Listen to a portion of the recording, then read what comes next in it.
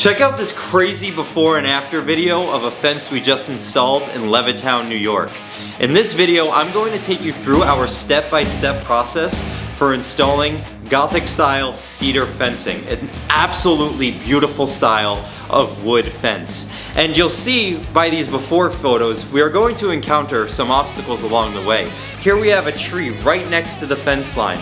We have some bushes, an elevated garden, and some garbage that are all in the way of us installing this fence. So I think you'll find it really helpful, not only seeing our process, but seeing how we overcome some very common obstacles when installing any type of fence. Now here's a little backstory on the situation. Our customer's neighbor originally owned that short little green chain link fence and then decided to install a 6-foot high PVC fence directly in front of that. So my customer's neighbor owned both of those fences, and under no circumstance did he want us to take down that chain link.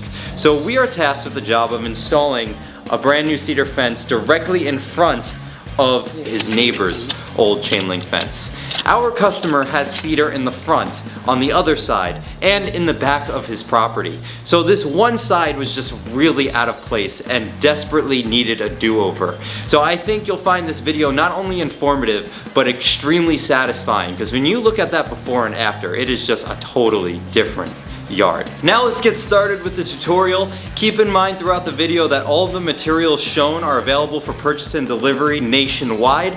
We also offer our installation services if you prefer to have us do the job for you. Simply text or call me directly. My name is Alex, and I will gladly assist you with your inquiries. Now, let's get to the job.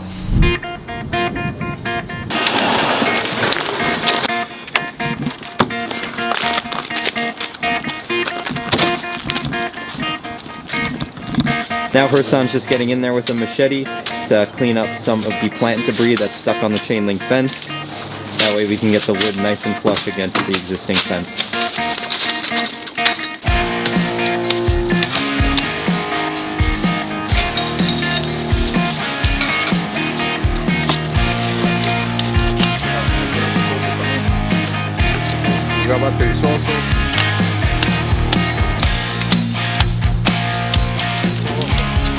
Now we're going to talk about digging your holes. So for every hole we measure over the length of the section. Now keep in mind we're measuring from center of the post to center of the post. So in this case we're installing a cedar fence where one side is flat like this. You have a picket side, and the other side has the 3 back rails and the post.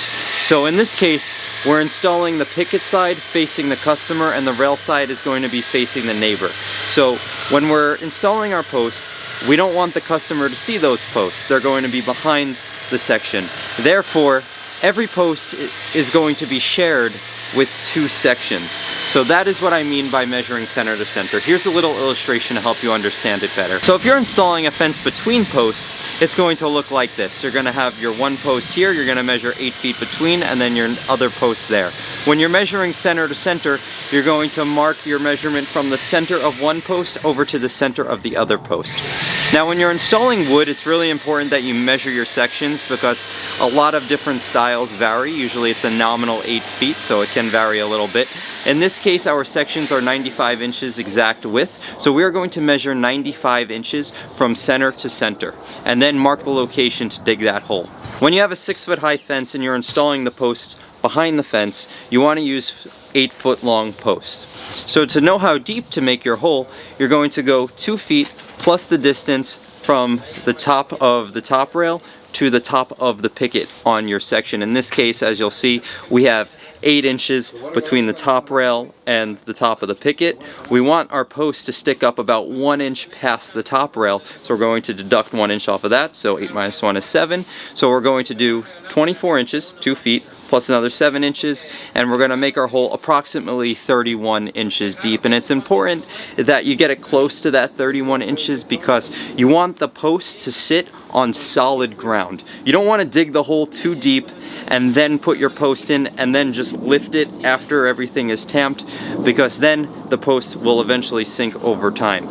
So it's best you go about 31 inches deep, put your post in, and then if you have to go a little bit deeper, you take out your post and you dig a little bit more, but not the other way around. So we're going to dig our hole approximately 31 inches deep, and you want to make it wide enough so that way you have some play in the post. You don't want to make it so narrow that the post is constrained to a specific space, because like I said, this post is being shared among two sections, so it's important that you get it in the right spot. You also want to make it level from the beginning, and that's easier to do when you have a little bit more play around the post. If you make it too narrow and you cone the hole in like this, sometimes the post may shift slightly, and after you fill it up with dirt and tamp it, you might be able to temporarily get it straight, but it's always going to tip back over time. So best to make your hole level, wide, and straight down. When you're digging your hole, it's really helpful to work in pairs. Here Jose is using the digger and Hersan is using the bar. Hersan's job is to shape the hole and loosen up the dirt, so that way Jose can go in there and make the hole a little bit deeper and scoop out all the dirt. So once that ground gets compact and Jose can no longer make progress, Hersan is going to jump in and once again loosen up that dirt and shape the hole for us. We always work in pairs at Natural Beauty Fence. When we're setting our posts for a line of fence, we want them all to be at the same height, so that way it looks uniform. In this case, the customer is getting the picket side facing his yard, and the rail side and the posts are going to be facing the neighbor. So he's not going to see the rails or the posts. For a Gothic cedar fence like this, you have these nice decorative holes on the top here. You do not want to see the post through these holes. So it's very important that we know the height of the posts and where to set them. I'm going to measure the distance from the hole to the top of the top rail, and you'll see we have an inch there. So whenever we're setting our posts, we're going to mark an inch on the top of the post with a red pencil.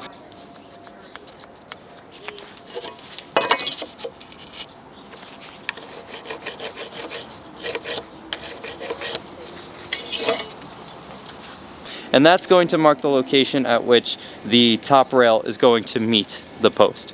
That way all the posts are at the same level going across the fence, and you won't see the post through the good side of the fence.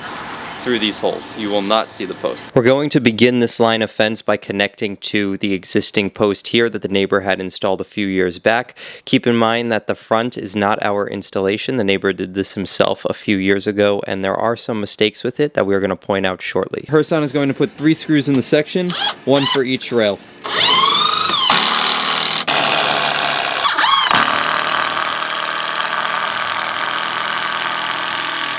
Now let's take a quick look at the fence the customer installed himself, and you'll see the mistake he made was he set that post way too high, and as we roll around to the front of the fence, you can see that post right through those Gothic pickets, and that's what we want to avoid. Then once your post is in, you're going to secure the section to the post with screws going into each rail. So in this case, there's 3 rails on the 6-foot high fence. You're going to put a screw on the top, a screw in the middle, and a screw in the bottom. That screw is going to go through the rail and into the post.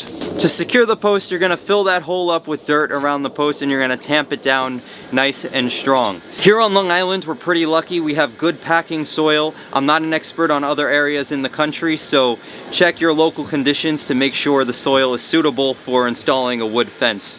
The reason you do not want to use concrete for a wood post is if you put concrete around the post, there's nowhere for water to drain down into the soil. So water is going to pool around the bottom of the post where the ground is, and that's going to slowly degrade the wood there, and it'll eventually get weak at that point.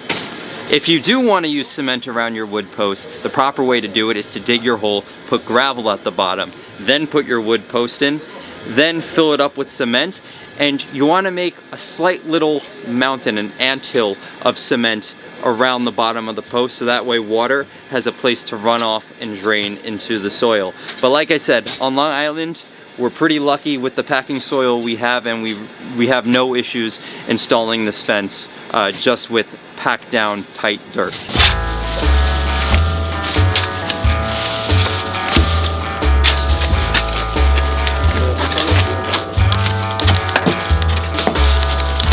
So even though we're installing up against an existing fence, we're still going to put a string line because the existing fence is not 100% straight, and we also want the new fence to meet up with the corner of this existing wood fence.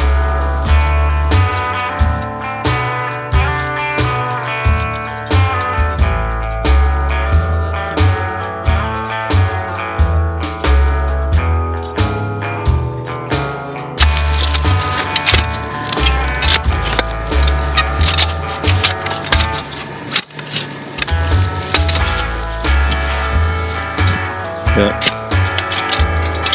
Oh, it's like...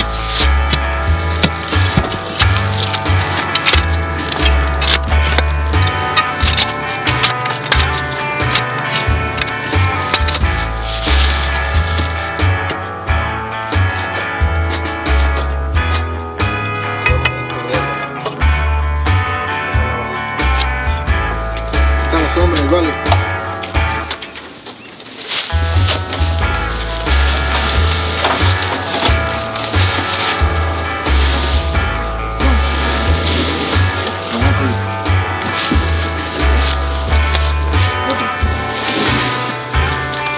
Como kids do.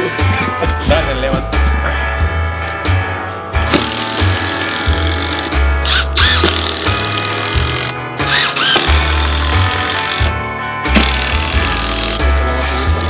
All right. So Jose is gonna line that up.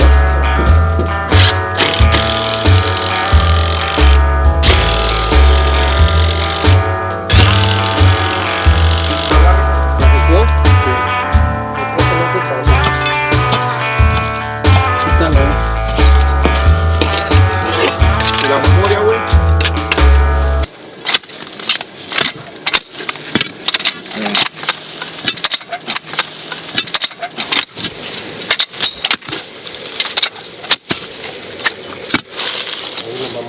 Voy a cortar con el soso. Sí, esa la vamos a cortar. Aquella no, porque está muy gruesa. On the next hole, we encountered a large root right where the post needed to go. The guys used their sawzall to cut out the root so that way we can continue digging the hole without an obstruction.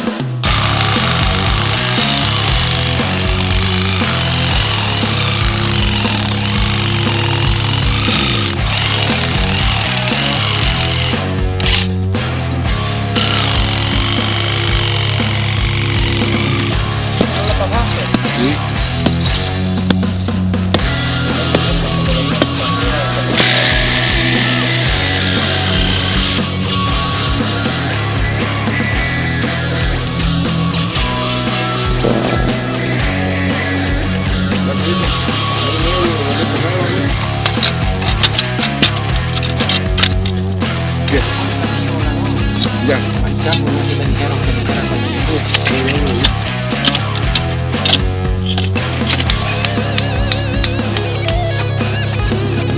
We encountered a large root sticking up above the ground here, and the problem is if we install the fence above that root, that section is going to be too high, and with a Gothic style like this, you want it to be level across the top. It looks a lot nicer.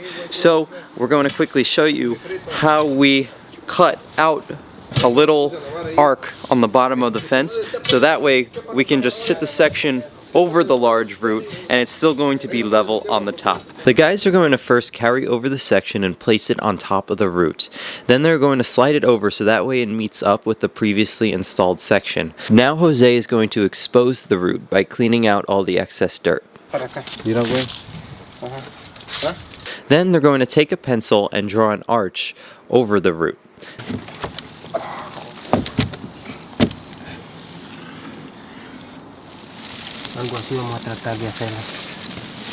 Then they're going to slightly elevate the section and use a jigsaw to cut out that arch.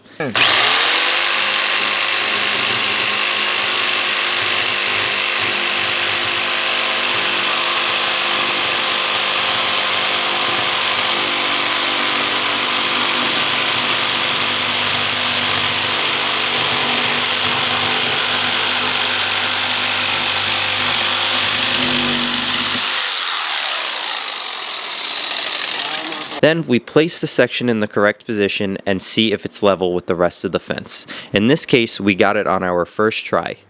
If we needed to cut out a little more, we would simply elevate the section again and carve out that arch a little deeper with the jigsaw.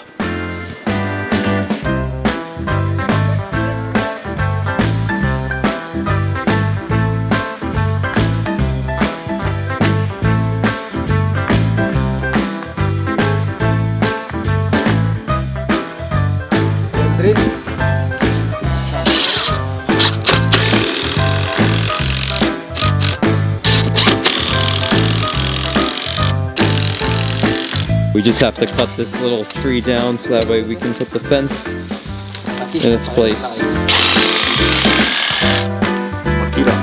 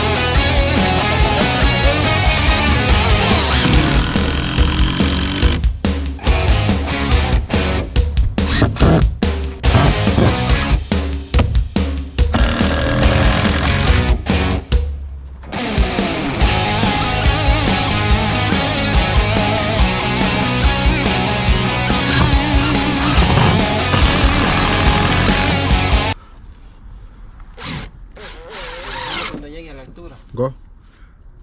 Keep going. More. Quarter. Right there. So Hersan uses the bar here to lift up the section so that way it meets the right height on the post. So guys, remember, we want the space of posts showing above the top rail to be the same across all the posts. That's why we marked this line at 1 inch.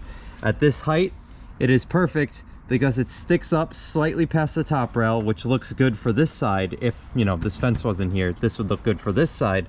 But from the picket side of the fence, as you look through the hole, you cannot see the post. And that's what we want.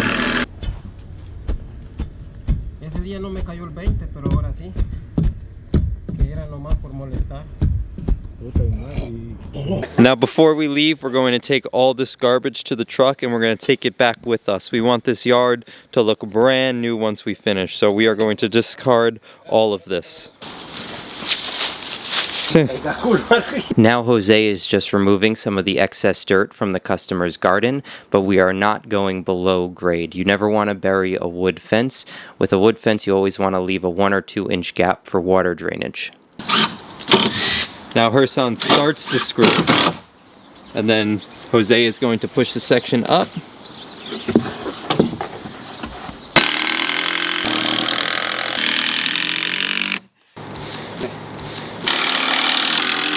Now Hersan's stamping the final post of this fence line. Then he's going to attach the old existing fence to the new post, and then we're going to cut the final custom piece to finish off this fence.